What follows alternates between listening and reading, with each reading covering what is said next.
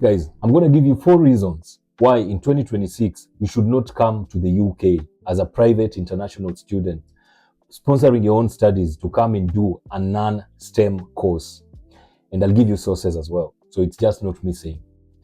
Largely, most of the time, when us African students or international students go to study in the West, or in this case the UK, we try to do so for also economic reasons, and also just to improve our lifestyle. So the first reason why I think that spending around £30,000 in 2026 to come and immigrate, study in the UK in a hope for a better future is no longer a reality, but a pipe dream is right now. As an international student, it's very hard to legally stay in the UK after your studies. And according to the Office of National Statistics and the Migration Observer, these are independent sources, not just me, only 10% of international students get to stay in the UK, 4 years after they come to the UK as students. So that shows it's very, very hard for you to stay long term. So really, why would you spend £30,000 for if your goal is to stay there and try and build some cash, improve your life? If you can't even get to stay there, why give them your money? So that's the first reason, and I've given you a source that backs that up. Another reason, if you're coming here trying to get a better job, career progression, or your goal, dream was to work in something that you went to school for, in a field that you studied in, so you decide to do a master's. If it's a non-STEM department or course, it's very hard to find a job in that system. According to the Office of the National Statistics, again, for the government of UK in this case, only 35% of international students get to work in those roles. So it's very, very hard, considering the number of international students that do come here. So why do you want to spend £30,000 to come and do that? All right, that's reason number 2. So the first reason is it's very hard for you to stay here long-term legally.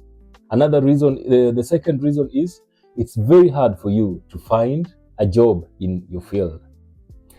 The third reason, in 2026, right now, according to the Office of the National Statistics, there is 1.76 British citizens between the age of 16 to 64. That's working age human beings that are actively looking for work and can't get work. So there is 1.67 million people in this country that are employed. And they have this, they know the system, they studied here, they have all the little nitty-gritties that people talk about, accent, culture fit, social capital, all that bullshit. They do have it. You want to come here from wherever you're coming from, Ghana, Nigeria, Kenya, Zimbabwe, Angola, Botswana, you name it, South Africa, etc., Zimbabwe. You don't have all that to compete against this number, that they're British citizens, and with all those advantages that they have over you, they still have no work. And currently also, there's a very, high unemployment, a high cost of living in this country. Most people, according to Office of the National Statistics, just rent and basic utilities take over 50% of what people make. So, the belt is tight. And the final reason, right now, because of all these reasons, it clearly shows that the quality or the standard of life in this country has deteriorated to what it was, or to what people that came earlier on told us it was like, right? So right now, according to, I think it's Migration Watch, 61% of British people have a negative perception of immigration and immigrants. For whatever reasons, I don't want to go into, whatever they perceive might have caused their cost of living. But the thing is, TLDR, they have a negative perception towards immigration and immigrants.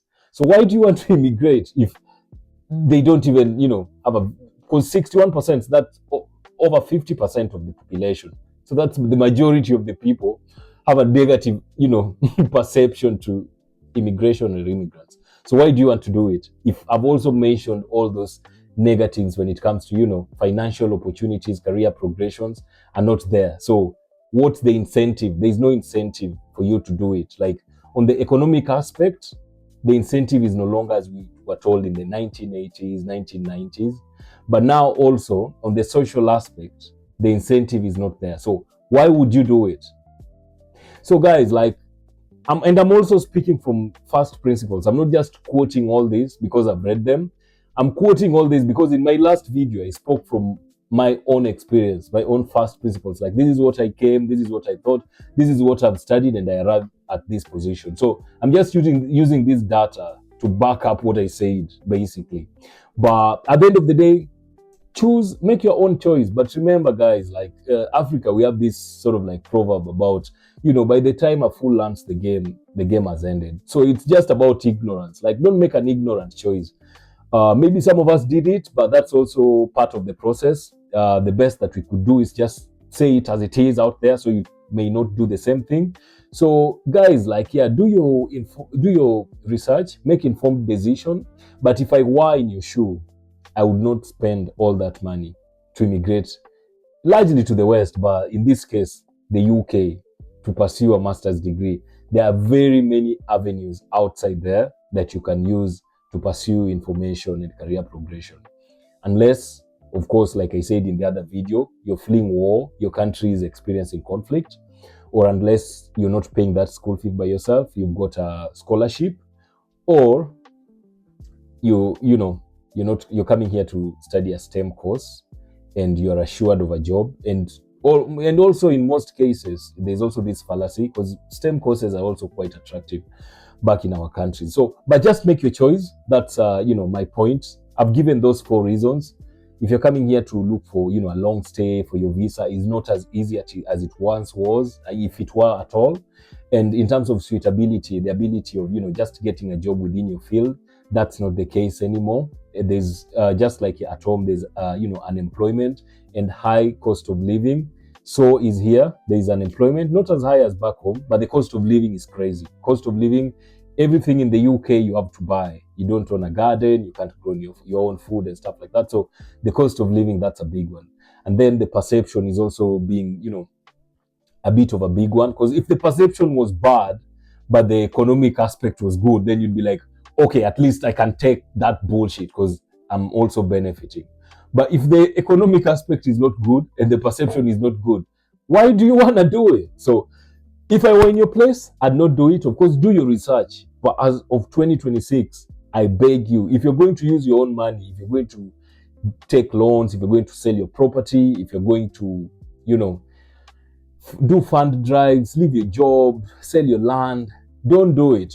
Even if you don't have to do that, using your own savings, find another thing to do with that money, I'd say. But at the end of the day, make your own choice. But that's just my analysis of the situation, guys. That's the reality from my view. And I've also, looked at other people that thinks the same. So my point is just to try to, for another African person or another group to make another uninformed decision based on what old people are saying.